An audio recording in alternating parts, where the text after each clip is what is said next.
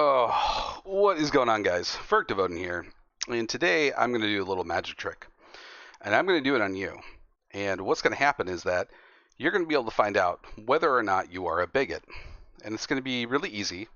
It's not like some sleight of hand, it's not smoke and mirrors. Just going to lay it out for you. Bigotry happens for a lot of different reasons. Usually, it's a combination of emotional connections from conditions of upbringing, views, emotional reactions to certain events in your lives, whatever. I don't really care. It doesn't justify it in any way. And so I've been getting comments on posts about, and I don't know how to say her name. I think it's pronounced Zamani, the boxer who beat the living shit out of an Italian boxer who then dropped to her knees and cried like a little bitch. And then all of a sudden, because Zamani is not white, right? That's usually where this comes forward. She's a cis female. Everybody called her transgender. And a lot of the people, like the blonde-haired dipshits on social media that, have tried to backtrack today after their colossal fuck up, people are now trying to be like, yeah, my bad. She's not transgender. Yeah, she's not. She's a cis female. And people are claiming all these things, that she was born as a man, that she has this genetic abnormality, her testosterone levels are high, and all this stuff. And I'm like, let's just start with the basics. Number one, she is a cisgendered female. She has a vagina, she has ovaries, she has a menstrual cycle. There is nothing unique about her other than her skill.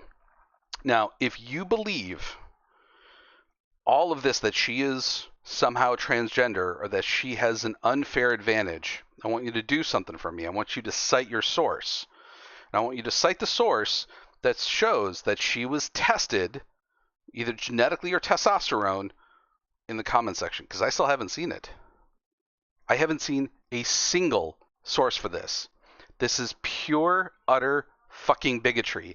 And this is transphobia now going after women who are just better than other women, but they're not white women. And that's a huge part of transphobia. So let's go ahead and break this down and let me do my magic trick on you, right? So in the comments, I had somebody come up, and I'm going to quote them here. So you're saying that we should allow transgenders to compete in whatever they wish. I do actually believe that. I'm stopping there on the quote. There's more of it. I do actually believe that. If you identify as a woman, you should be able to be in women's sports, whatever you want to do. You want to play trumpet, you want to weightlift, you want to swim, do it, whatever. You're a woman. I'm going to finish the quote. It's extremely common, pretty much inevitable, that biological males beat biological females at sports. Okay, we already know this isn't true, but I'm going to go on. Below average, unremarkable male athletes will come into female sports and absolutely dominate. So, here's the magic trick. If you believe that that is true, that transgender females, which Amani is not, I'm going to say that, have an absolute upper hand advantage, then why is her Olympic professional career 9-5? Why did 5 other females beat her? And that's just the Olympic record. That's not even her professional record. Her professional record, she has more losses. 2 females. So, with that fact right here, here's the magic trick. If you still believe that she is transgender or has some abnormality in genetic variation of the XX and XY paradigm, meaning like XXXY, XXXXY, XXYY, like, cite your source, right? Nobody has this, not even the IOC, right? So if you still believe this, that's bigotry.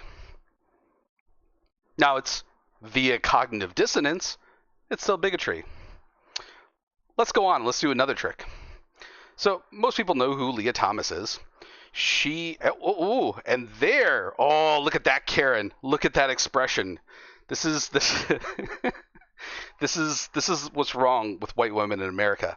Full on fucking Karen. Now look here. You're gonna notice something. Why is Riley Gaines, right, the bleach blonde screaming for the manager any chance she gets at a Trump rally or on Fox News. She's standing next to Leah Thomas. They're both holding a medal. And you're like, well, wait a minute. I thought Leah Thomas beat Riley Gaines. No. Riley Gaines and Leah Thomas tied for 5th place. 5th place. They tied for 5th.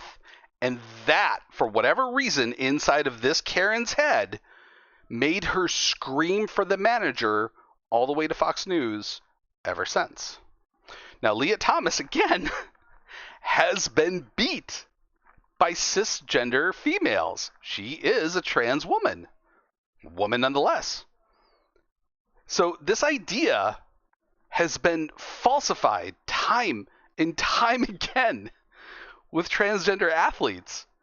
And the fact that this transphobia is so rampant on right-wing news and with right-wing politicians looking for something to rally against to get votes, it is feeding this hatred so much that is now being transferred to actual women.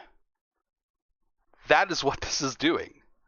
Now, I'm going to stop there because I understand that most people who are going to watch this video do not have the background that I do in physiology, and I'm not going to waste time in explaining the differences between these variations and what genetic expression is and what the medium baseline for variation is.